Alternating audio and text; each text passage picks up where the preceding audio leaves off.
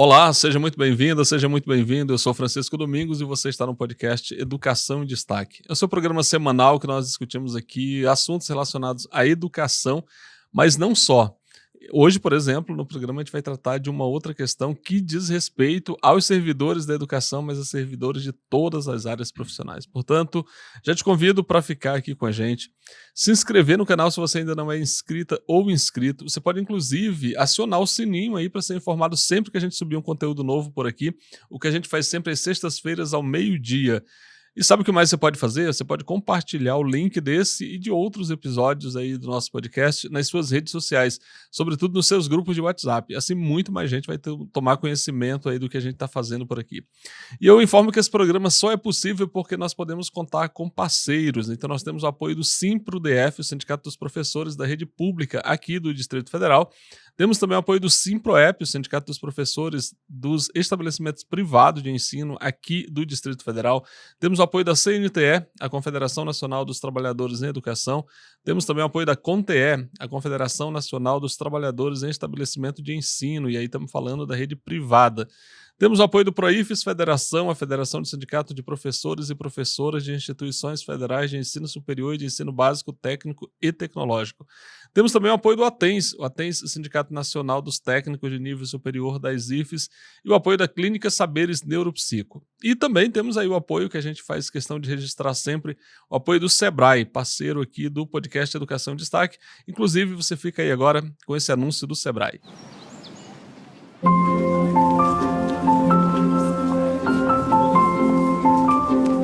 Vamos, filha. Aqui tá muito bagunçado. Depois a gente volta, tá? Amor, você sabe que essa loja sempre foi meu sonho, né? Mas eu queria dar mais um passo, ampliar. Mas não temos dinheiro, né? Ué, vamos pegar crédito. Só que tem tanta oferta e eu fico inseguro. Eu preciso de orientação. Eu queria dar mais um passo, ampliar. Vamos pegar crédito. Eu fico inseguro.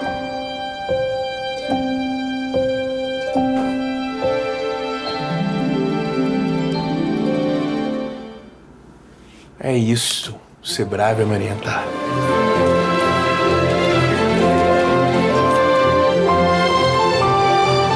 Mamãe, é esse que eu quero. Na hora de dar o próximo passo no seu pequeno negócio, acredite e conte com a orientação de um parceiro. Procure o Sebrae. Então é isso, esse é o anúncio do Sebrae para você aqui no podcast Educação em Destaque. E o nosso programa de hoje, como eu te falei, a gente vai tratar de um assunto que vai além da educação especificamente. A gente vai falar sobre reforma administrativa, esse assunto que está em pauta aí na sociedade brasileira, um assunto que vem ocupando ali o espaço no Congresso Nacional. E aí essa sugestão de pauta é uma sugestão do ATENS, Sindicato Nacional, que nos indicou, inclusive, um excelente quadro que assessora esse sindicato e a Frente Parlamentar Mista em Defesa do Serviço Público, e é com ele que nós vamos conversar hoje, o Vladimir Nepomuceno. Olá, Vladimir, seja muito bem-vindo, obrigado pela presença no podcast Educação em Destaque. Bom, Francisco, eu acho que o agradecimento é maior da minha parte por ter sido convidado por um podcast de importância como esse, com a repercussão que tem, com a assistência aos ouvintes, os que acompanham. Então, eu acho que é muita honra para mim estar aqui como convidado de vocês para a gente conversar esse assunto seríssimo. É isso aí. Pois é, então, como eu falei, o ATENS, o Sindicato Nacional, sugeriu, então, que nós fizéssemos um programa específico sobre reforma administrativa, e aí nos indicou o Vladimir Nepomuceno. O Vladimir é consultor e assessor de entidades sindicais. Ele presta uma assessoria para a Frente Parlamentar Mista em Defesa do Serviço Público, uma frente que atua no Congresso Nacional, que discute as questões relativas aos servidores públicos e ao serviço público em geral. Então, é com o Vladimir que a gente vai conversar agora. O Vladimir também tem uma consultoria. Então, ele tem uma empresa de consultoria VN1, consultoria e assessoria. Você pode acessar essa empresa, as informações sobre essa empresa, procurando pelas notas do Vladimir. Isso mesmo, é um site, Notas do Vladimir, e nesse site o Vladimir posta quase que diariamente ali conteúdos relevantes sobre diferentes assuntos de interesse das categorias profissionais aí de diferentes áreas. E também ali tem todas as redes sociais do Vladimir. Então você vai encontrar o Instagram, vai encontrar o ex-Twitter, né, o X atualmente, e até no TikTok o Vladimir também está. Então é isso aí. Vladimir, nós vamos começar com uma pergunta que eu acho que é importante para quem está nos acompanhando aí em casa. Meu caro, o assunto é reforma administrativa. No entanto, desde a Constituição ali de 1988, né, período pós-redemocratização, a gente já teve algumas reformas administrativas. Essa não é a primeira sobre a qual podemos falar. Então eu gostaria que você fizesse um resgate para quem está nos acompanhando sobre esse assunto, reforma administrativa no período pós-redemocratização. Bom, em primeiro lugar, eu acho que a gente tem que localizar o que é reforma administrativa, porque a gente vê a expressão e já vê com olhos negativos. Na verdade, fazer uma reforma administrativa não é ruim, só que ela tem que ser com foco na necessidade da população, direta e indireta, porque há serviços públicos que a gente presta diretamente ao usuário, outros o usuário não vê necessariamente. Por exemplo, a área de pesquisa científica, a população não vê, mas ali é serviço público também. Então, tem muita coisa da administração pública que precisa estar permanentemente sendo atualizada. Isso é uma reforma administrativa, ela é constante, ela é perene, ela não é feita de uma proposta de emenda na Constituição. O que a gente tem é um processo que se iniciou, inclusive, antes da Constituinte. Por quê? Porque voltar um pouquinho no tempo, tipo uns 100 e poucos anos, quando acabou a monarquia, as oligarquias que assumiram o governo no Brasil usavam a administração pública, inclusive, como se fossem suas, são os patrimonialistas. O que eles faziam? Todos os lugares da administração pública eram ocupados por pessoas indicadas por oligarcas, por lideranças políticas regionais, donos dos chamados currais eleitorais e tudo mais. E, de repente, na década de 30 do século passado, nós estamos prestes a completar 100 anos, foi feita a primeira reforma administrativa no Brasil. E ali eu cito 2 pontos que foram importantes. A criação de uma estrutura na administração pública com cargos públicos. Esse cargo tem a tarefa de fazer isso, isso e isso, e nós vamos botar isso na lei. E a outra coisa, o que é? Concurso para ocupar esses cargos. Foi adiante? Até uma parte foi. Isso começou a ser implantado no governo federal. Quando começou a ideia a se espraiar, aí a resistência das oligarquias, que ainda era muito forte, apesar do governo linha dura de Vargas, não foi possível ampliar. Mas a primeira reforma administrativa eu considero positiva. Criou o cargo público, criou o concurso público e começou a estruturar a administração pública. Se eu for olhar daquela época, de 1930, e olhar de hoje, são coisas muito diferentes, mas o principal eu preciso de uma pessoa vinculada ao Estado e que entre por concurso público, que tenha preparo para fazer aquilo, e não uma indicação política que a gente está vendo que estão querendo andar. Ou seja, a modernidade dos que defendem as atuais reformas leva o Brasil para um pouquinho mais de 100 anos atrás. Então, nós tivemos isso. Na ditadura militar, na década de 70, veio também uma proposta de reforma administrativa, onde, entre outras coisas, criava o servidor público de classe A e de classe B.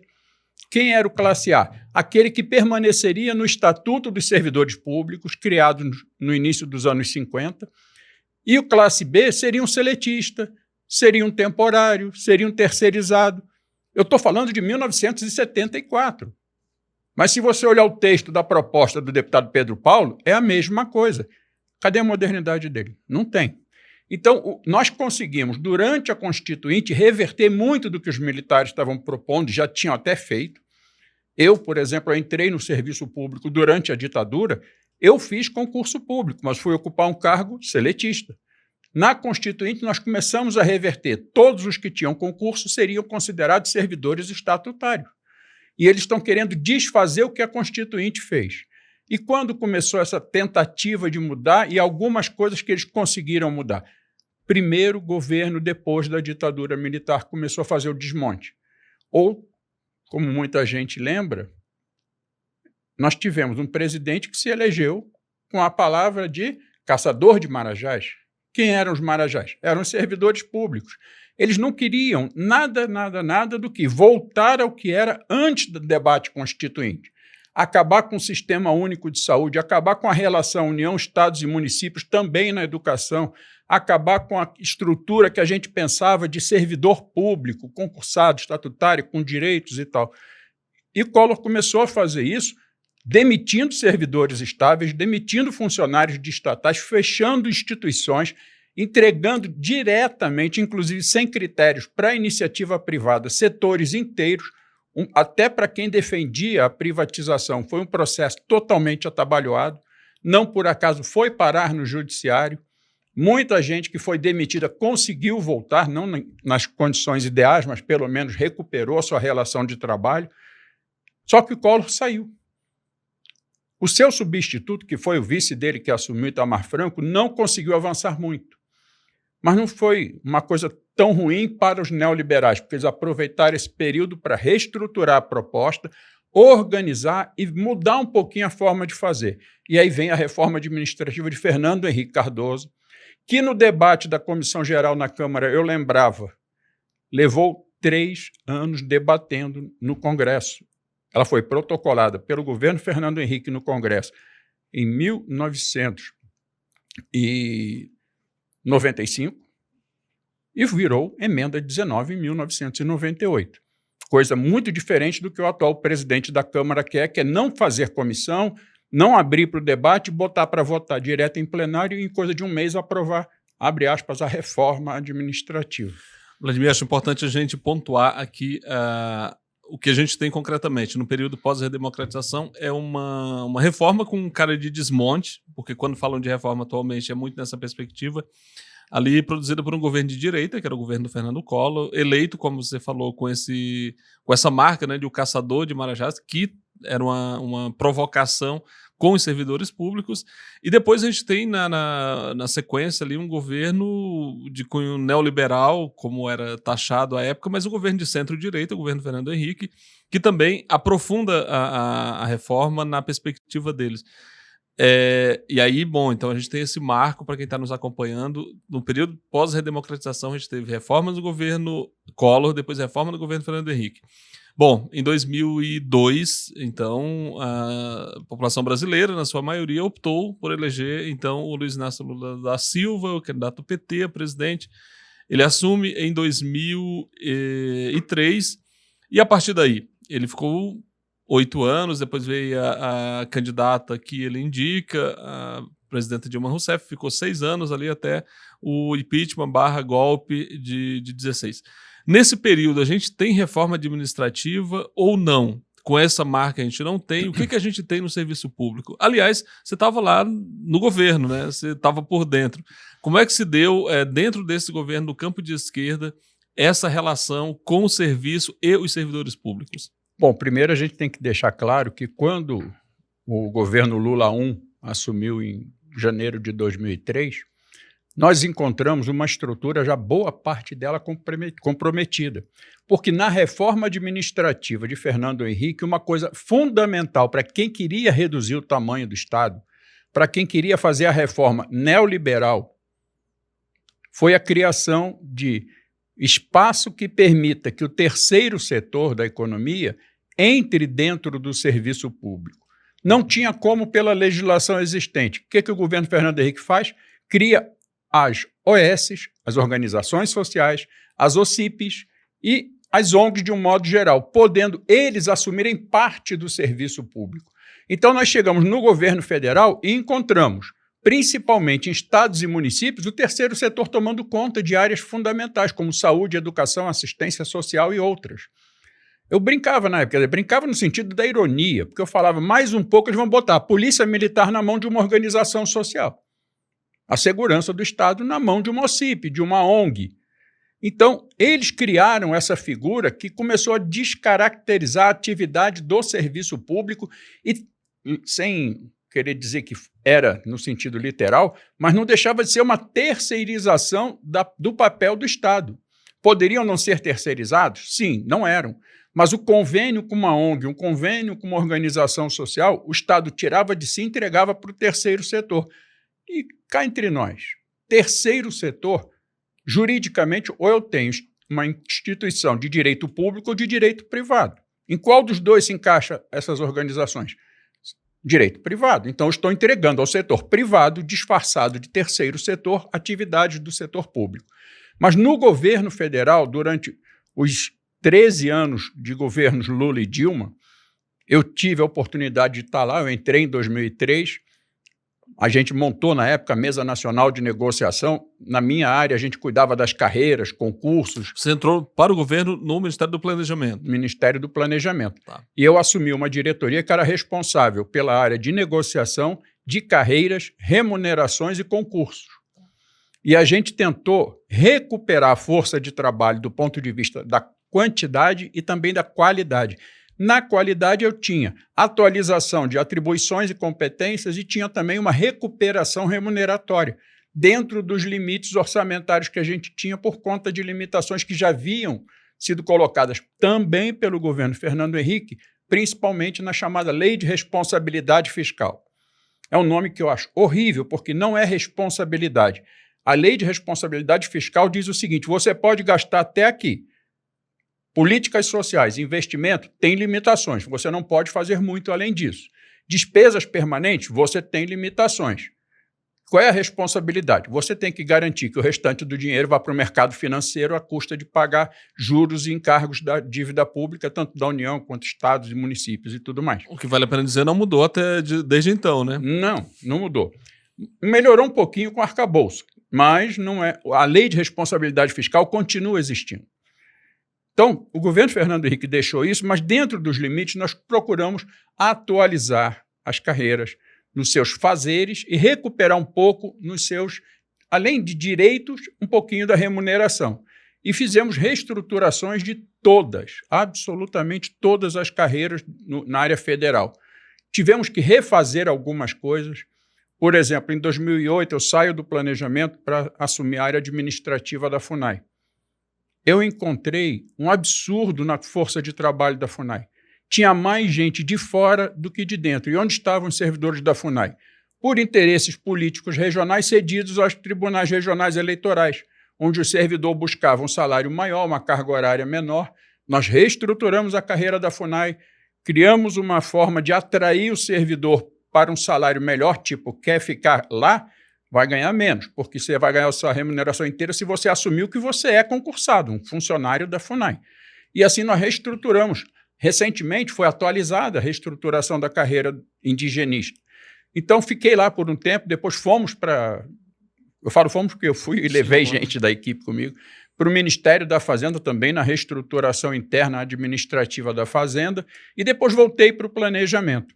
O que a gente tentou fazer... Fizemos boa parte, não saiu ainda perfeito, foi principalmente isso que eu falei, reestruturar as carreiras, tentar atualizar atribuições, competências e organizar um pouco. Foi, por exemplo, na nossa gestão que nós criamos o ICMBio. Muita gente não sabe. O que hoje o ICMBio faz, que é fundamental, era feito dentro do IBAMA. E o antigo Ministério do Planejamento, junto com o Ministério do Meio Ambiente, chegaram à conclusão do seguinte: nós temos que dar peso às atividades e precisamos dividir. Fica o IBAMA cuidando de uma parte, o ICMBio faz outra. Reestruturamos as carreiras para poder atender a necessidade e as condições de trabalho, de remuneração e tudo mais. Tá bom? Não. Mas a gente avança. Agora, criamos dentro disso resistências no Congresso. Porque uma coisa que a população confunde é governo com poder. Não é bem assim. Por exemplo, Lula e Dilma dirigiram o executivo durante 13 anos. Em nenhum desses 13 anos nós tivemos maioria no Congresso. Nós sempre tivemos próximos a um terço do número de parlamentares, Câmara e Senado. E muito, se não for praticamente tudo, a gente teve que negociar com o parlamento. Aí, quando era salário, geralmente não tinha muita dificuldade. Tinha restrições, porque se eu aumento o salário, eu aumento a despesa pública, eu diminuo... Eu boto R$1 para servidor, é menos R$1 para o banqueiro. Eu boto R$1 para investir em educação, é menos R$1 para banqueiro. E é isso que incomoda os neoliberais, é isso que incomoda a direita. Mas eles nunca foram contra votar um projeto de reajuste de salário de servidor por conta da exposição na base. Mas quando a coisa era reestruturação, aí vinha muita dificuldade. E nós tivemos dificuldades enormes nesses 13 anos. Mas conseguimos recuperar um pouco do poder de compra dos servidores. Na área da educação, a gente fez uma reestruturação com os docentes das universidades.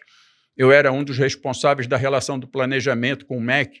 Na área de técnicos administrativos, a mesma coisa, a gente conseguiu discutindo, a gente tinha mesa de negociação que botava o técnico administrativo para discutir a sua carreira com o MEC e com planejamento. Eu participava dessas reuniões.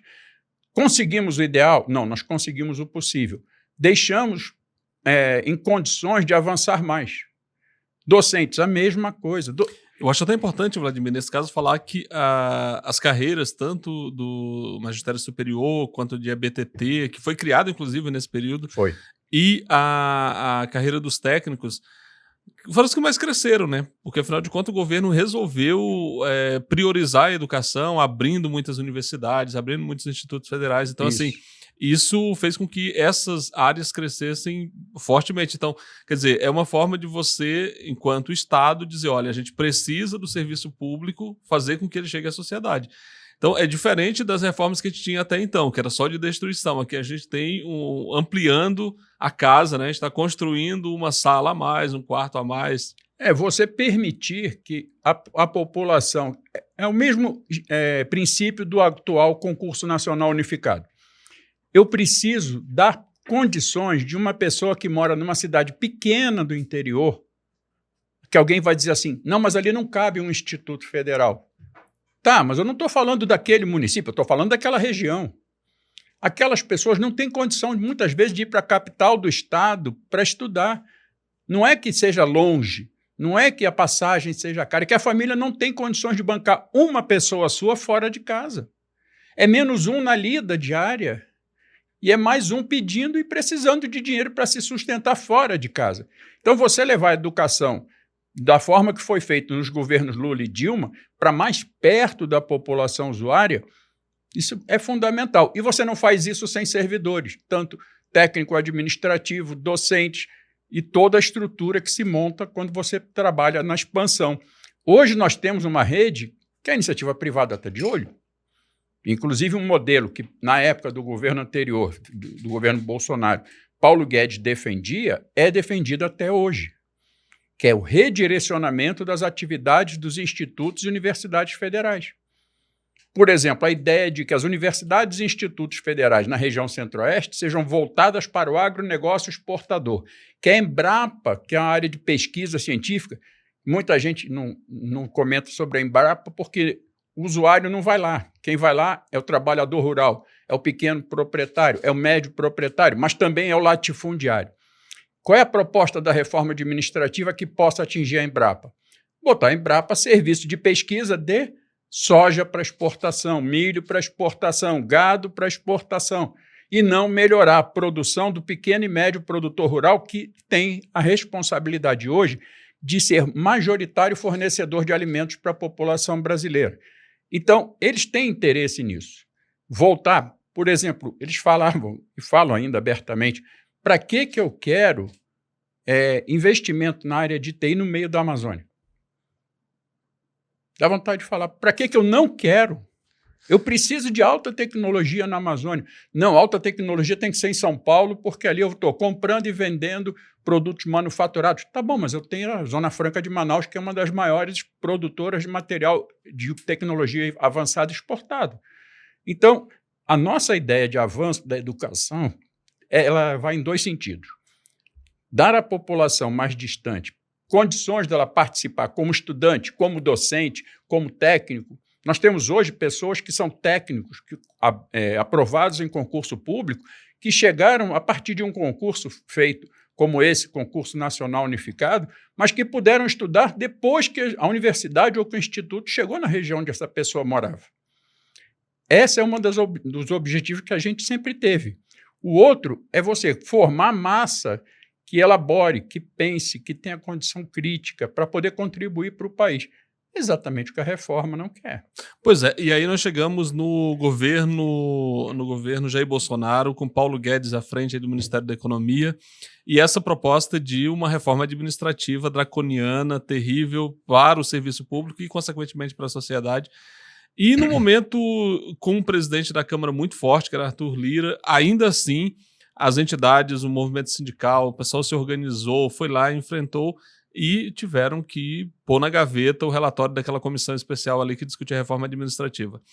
Eu te pergunto o seguinte, como é que um presidente da Câmara, como que nós temos hoje, o deputado Hugo Mota, que é consenso sobre o quão fraco ele é na presidência desse cargo, como é que ele pauta esse assunto? Ainda é claro que não tem uma proposta concreta, mas ele pauta esse assunto, cria um grupo de trabalho. Semana passada aconteceu aquela comissão geral ali no plenário da Câmara para discutir reforma administrativa. Como é que esse presidente, com esse perfil, vai conseguir fazer essa reforma administrativa? Você está convencido de que haverá reforma administrativa, que o Mota vai conseguir entregar isso aí para a turma com a qual ele se comprometeu? Eu costumo fazer uma comparação em tom de ironia do atual presidente da Câmara com um motorista particular contratado por um milionário. Ele assume a direção de um carro de luxo, mas não é ele que diz o caminho que esse carro vai seguir. Se o dono do carro quiser que ele vá para cá, ele vai. Quiser que ele vá para lá, ele vai. Ele não tem poder de decisão. Ele está ali para cumprir ordens. A reforma não é dele. Se a gente olhar quem foi que preparou essa proposta de reforma, citando só 3, Confederação Nacional da Indústria, Confederação Nacional do Comércio e a Confederação Nacional de Instituições Financeiras. Essa com destaque. O seu atual presidente é o ex-presidente da Câmara, Rodrigo Maia, que inclusive fez questão de ir a uma audiência pública lá na Câmara para defender a reforma.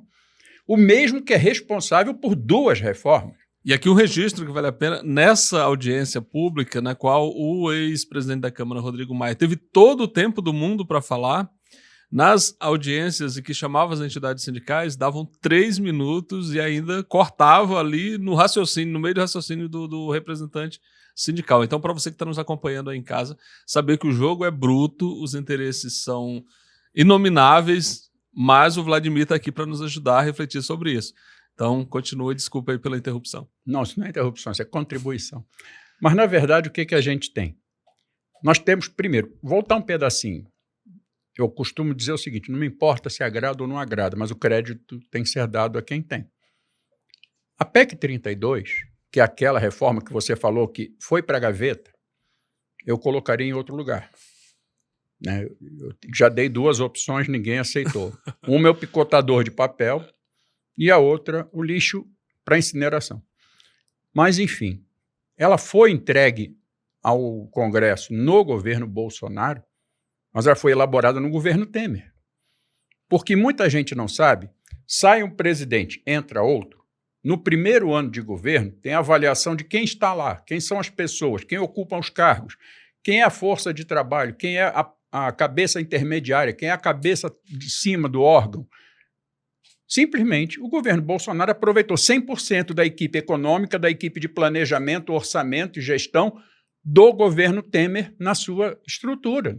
Não trocou praticamente ninguém, com raras exceções em cargos estratégicos, mas quem ficou na equipe técnica era toda do governo Temer, que já tinha trabalhado. E outra, no governo Temer, eu lembro porque eu vi, o Banco Mundial veio aqui e disse, as ordens são essas. O que nós queremos que o Brasil faça está dentro do nosso modelo para a América Latina. Agora, especificamente o Brasil, é isso, isso e isso. Vladimir, aí vale a pena, para quem está nos acompanhando também, que quando formataram isso para o Brasil, deram um nome.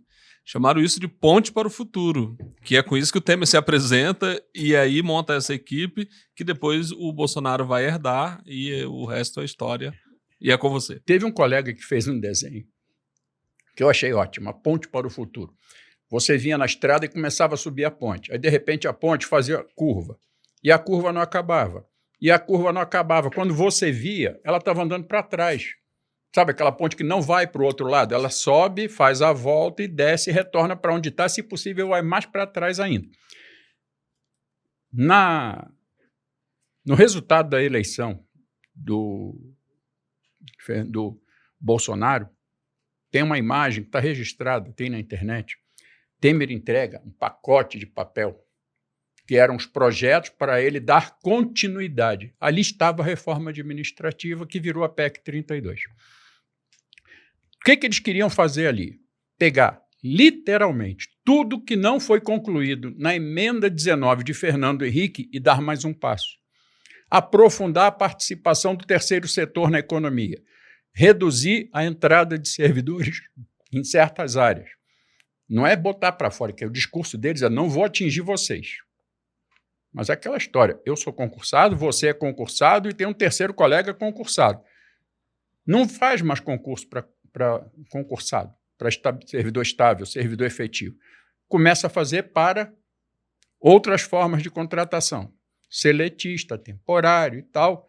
Isso quando não entrega um setor inteiro a uma organização social, como acontece em praticamente todos os municípios do Brasil hoje.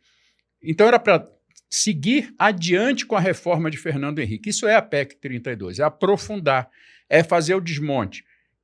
Nós tivemos um problema na virada do século, quando nós conseguimos, através da união na época, partidos de oposição, PT, PCdoB, PSB e PDT, uma ação com uma liminar no Supremo que impedia o fim do regime jurídico único.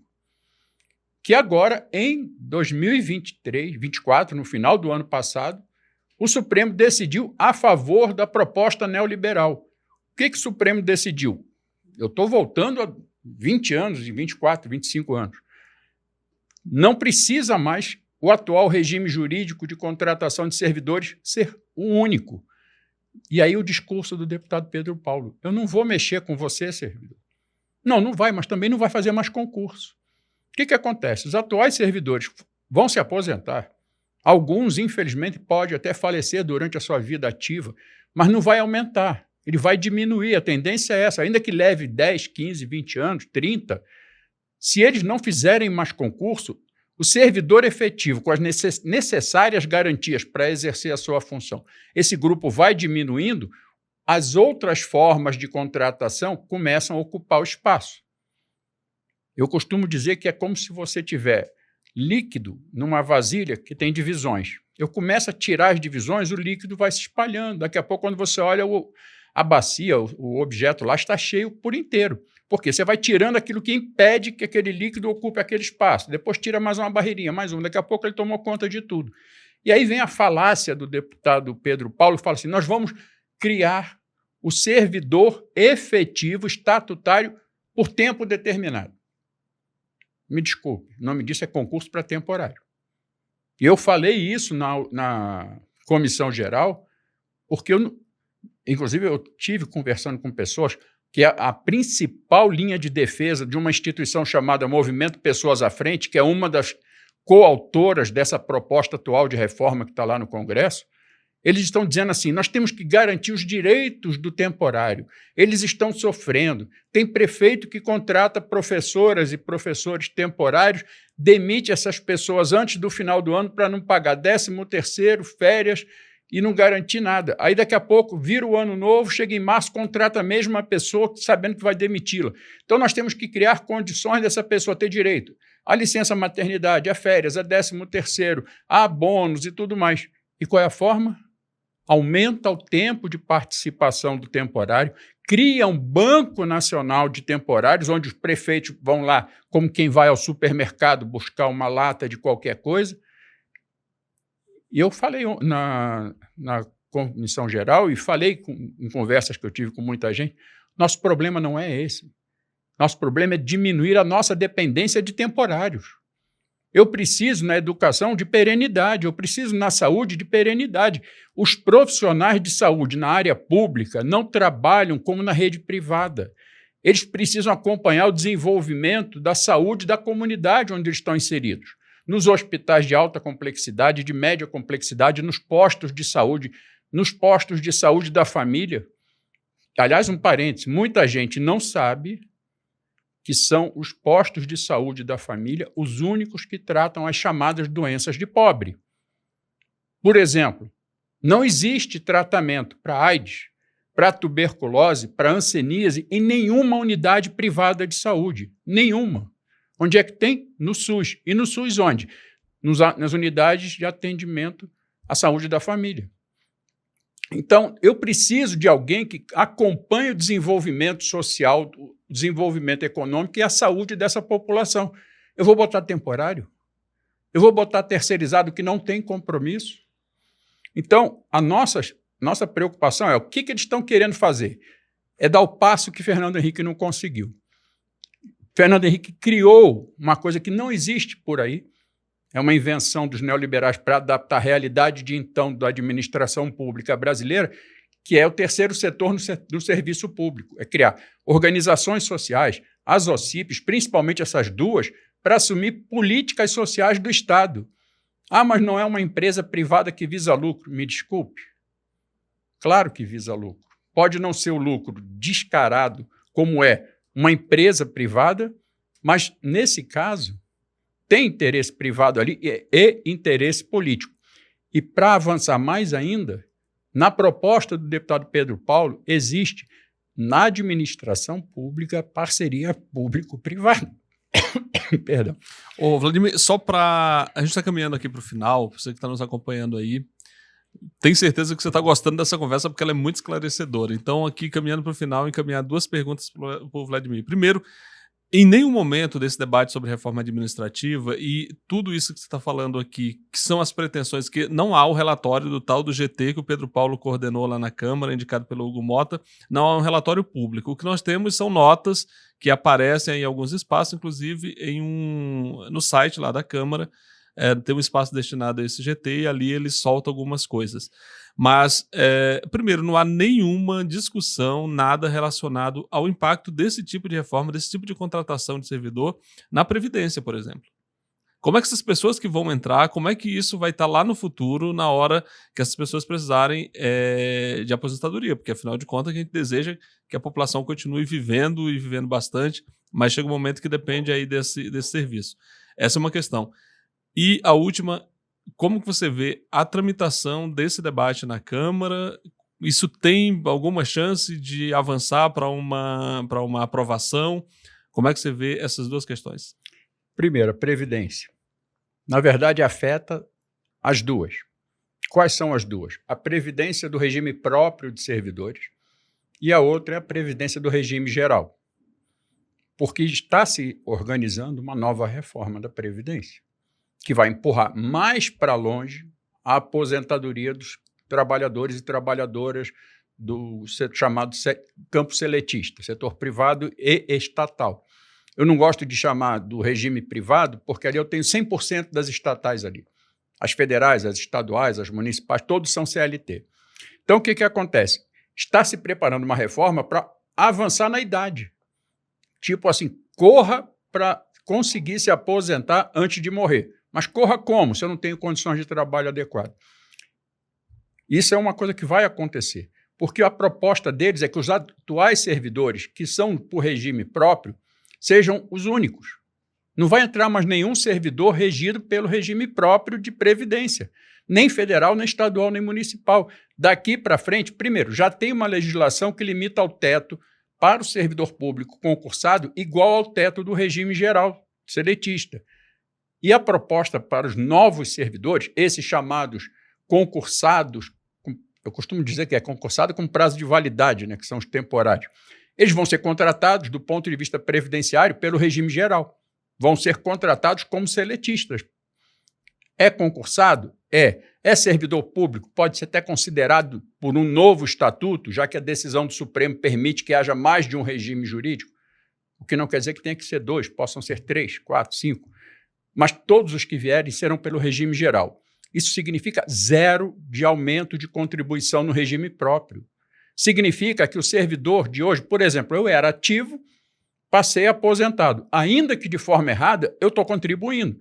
Mas na hora que eu morrer, cessa a contribuição. E quem entrou no meu lugar quando eu me aposentei? Ninguém. Então não aumenta em nada a contribuição que sustentaria o regime próprio. Então, afeta o regime geral e afeta o dos servidores. Lembrando que em reformas da Previdência, e a gente tem sempre que olhar a reforma da Previdência administrativa de forma casada, já está na Constituição a autorização para fechar o regime próprio quando for considerado inviável do ponto de vista fiscal. O prefeito já está autorizado pela emenda 103 a está ruim, não tem dinheiro para sustentar, fecha o regime próprio e, literalmente, transfere todo mundo para o regime geral. Isso já está feito. E já está crescendo. Eu dei uma olhada, o número de prefeituras que está fechando seu regime próprio vem crescendo. Se essa reforma passa, isso invade a área dos estados e da União. Então, do ponto de vista previdenciário, é só prejuízo. E a nova reforma da Previdência que está se estudando não é apenas para avançar na idade, é reduzir direitos, é criar mais dificuldades para as pessoas conseguirem atingir os benefícios que elas hoje ainda têm algum direito. Isso é uma coisa. A questão da tramitação, qual é a proposta? Não existe texto. O que a gente vê, eu costumo dizer que eu comento o que eu ouço o deputado Pedro Paulo falar na imprensa, ou nos fóruns promovidos pelos grandes grupos empresariais. Por exemplo, fórum promovido há poucas semanas na Faria Lima. As declarações dadas pelo deputado nesses fóruns, no fórum promovido pela CNI, no fórum promovido pela Confederação Nacional do Comércio, pela Fiesp. Ali ele vai soltando algumas coisas, inclusive coisas que são contraditórias. Ele fala uma coisa e depois fala outra. Por exemplo, ele fala que vai dar um 14º salário, que vai ser um bônus, que vai ser um 14º salário. Me desculpe, se eu tenho um salário, como é hoje, quando chega a época do 13º, eu recebo literalmente um salário a mais. Pode ser dividido em 2 vezes, como é, no meio do ano o adiantamento e no final do ano o restante, mas é um salário inteiro. Pela proposta do deputado Pedro Paulo, o bônus será de, no máximo, 25% a 30% do salário do servidor, pago uma vez por ano, que é o que ele chama de 14º salário. Então, quer dizer que se eu ganho 100, eu vou receber 25, no máximo 30, e esse é o meu 14º salário, menos da metade do salário que eu recebo durante o ano inteiro. E com detalhe, o bônus pago individualmente e nunca para todo mundo, nunca para 100% da equipe, porque a proposta é a avaliação individual, buscando algumas coisas. Demissão durante a carreira, aliás, mais, podendo demitir, inclusive, no estágio probatório. 3 anos, o servidor seria avaliado a cada 6 meses. Se ele for mal avaliado na primeira, na segunda, ele já não completa nem o estágio probatório. Passou ali, vai ser avaliado. Se ele for mal avaliado, não. Se a avaliação der mediana, ele não progride na carreira. Não é punido, mas também não tem progressão, não tem promoção. Se ele for bem avaliado, ele ganha o direito de buscar uma vaga num lugar um pouquinho mais alto da tabela salarial. Por que ele ganha o direito? Porque o modelo deles é a estrutura piramidal. Cada degrau a mais na tabela salarial tem que ser ocupado por menos pessoas. Então, eu tenho 100 servidores aqui, no degrau de cima eu vou ter 90, no outro degrau eu vou ter 80, até que lá em cima eu tenho meia dúzia. Então, sempre vai ter menos gente avaliada com condições de passar. Outra coisa, o modelo curva forçada que eles estão querendo usar, quando nunca a equipe toda vai ser premiada, nunca a equipe toda vai ser bonificada. E para fechar a história do bônus, onde eles já aplicaram, eles comemoram a redução da abstinência, do absenteísmo, a redução o que eles chamam, o fim da enxurrada de atestados médicos. Por quê? Porque o bônus vai ser considerado presença. Ah, mas a pessoa foi doar sangue e tem direito a um dia de folga. A pessoa trabalhou no processo eleitoral, tem direito a folga. Tá, não vai ser descontado do salário, mas também não ganha bônus, porque o bônus vai contar presença no local de trabalho. O que eles não dizem é a quantidade de pessoas que está indo trabalhar doente para não correr o risco de perder a premiação. Em algumas prefeituras já é assim. E eles consideram isso como uma coisa interessante. Agora, o pior, grupo de trabalho. Eu conversei com parlamentares do campo progressista que estão no grupo. Nenhum deles viu uma linha sobre o assunto, dizendo, olha, isso aqui eu vou colocar no texto. Não tem. Não existe. O que os deputados do PT, do PSOL, do PCdoB, até do PDT. O que eles dizem é o seguinte: o que vocês veem na imprensa é o que a gente vê. O deputado Pedro Paulo entrega para nós um papel que é o mesmo que ele entregou numa entrevista. Não tem texto escrito, não tem proposta. Qual é o medo que a gente tem? Foi feita a comissão geral. Foram feitas várias audiências públicas naquele modelo. Rodrigo Maia, 30 minutos para falar, e chega na hora do servidor, tiro 0, 3 minutos para falar. É quase igual, que dizem que 0 não vale nada, só que esse 0 é a direita. Enfim, fizeram as audiências públicas, fizeram a comissão geral, e a proposta do presidente da Câmara, Hugo Mota, é dizer o seguinte: já foi feito o debate, tanto das audiências públicas quanto da comissão geral. A sociedade, entenda a sociedade de um jeito, sabendo que ele vai entender de outro, a sociedade já falou, mas não foi discussão. Por exemplo, eu fui, falei. Alguém rebateu o que eu falei? Não. O que eu ouvi depois que eu terminei minha fala? Próximo orador. Aí quem foi depois de mim terminou de falar? Próximo orador. Tá aí as nossas opiniões, as nossas sugestões. Tem fala, mas não tem escuta, né? Não. E aí a ideia, o medo que a gente tem é que ele use tudo isso como uma falsa discussão, um falso debate, avoque a plenário, não instale a comissão para discutir, porque a Constituição diz: tem que ter uma comissão especial se for emenda constitucional a ser feita. Essa comissão especial tem que tramitar durante 40 anos, ou 40, antes fosse 40 anos, 40 sessões da casa, o texto proposto, que também ninguém conhece, e depois de 40 sessões apresentar um relatório, e esse relatório, se aprovado na comissão, levar ao plenário.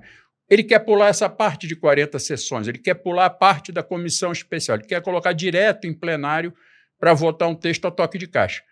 Podem fazer isso? Podem. Infelizmente pode. Por exemplo, na semana passada, ninguém viu, até porque a sessão foi remota, tarde da noite, eles acabaram com desconto automático de todos os sindicatos de trabalhadores rurais do Brasil. Significa que o trabalhador rural, que vive lá na rocinha dele, que é filiado ao sindicato rural, ele vai ter que, se ele quiser pagar o sindicato, ir até a sede do sindicato na cidade, porque o desconto automático o Congresso derrubou. De que forma? Uma sessão à noite, um plenário vazio, mas voto remoto. Podem fazer isso? Podem. Se deixar, a gente perde muito mais. Então, nós vamos ter que estar vigilante. É isso aí. Então, com esse pedido aí de atenção do Vladimir e por tudo que foi esclarecido aqui, espero que você agora esteja muito bem informado, muito bem orientado. Tem muita coisa acontecendo nas redes sociais, as entidades sindicais estão se manifestando, estão se organizando, estão denunciando o que, em muitos casos, até se entende como sendo um golpe, essa proposta de reforma administrativa, para a qual não se tem texto, como o Vladimir acabou de falar aqui. Então você aí, servidor, servidora, você cidadão e cidadã, porque o serviço público não é de interesse apenas dos servidores, muito pelo contrário, ele é de interesse da sociedade, porque é quem demanda esse serviço. Então você que nos acompanhou aqui até agora, compartilhe esse link aí nas redes sociais, vamos fazer com que mais gente tenha acesso a essas informações, e para saber mais sobre o que o Vladimir está produzindo, sobre o que ele está comunicando, você pode acessar o site notasdovladimir.com.br, e ali também você encontra as redes sociais do Vladimir, e pelas redes vai ser atualizado diariamente sobre tudo que está acontecendo nesse assunto. Então valeu, obrigado Vladimir mais uma vez, e aí sempre que a gente tiver um assunto tal como esse aqui, saiba que você vai ser escalado, rapaz. Para mim é uma honra poder estar aqui, contribuir com o debate, é sempre bom. E podem contar comigo. Valeu, então, muito obrigado. Obrigado ao ATENS, Sindicato Nacional, que nos indicou, então, essa entrevista com o Vladimir, e obrigado a você que nos acompanhou até agora. Então, até a próxima semana. Um grande abraço. Até lá. Tchau, tchau.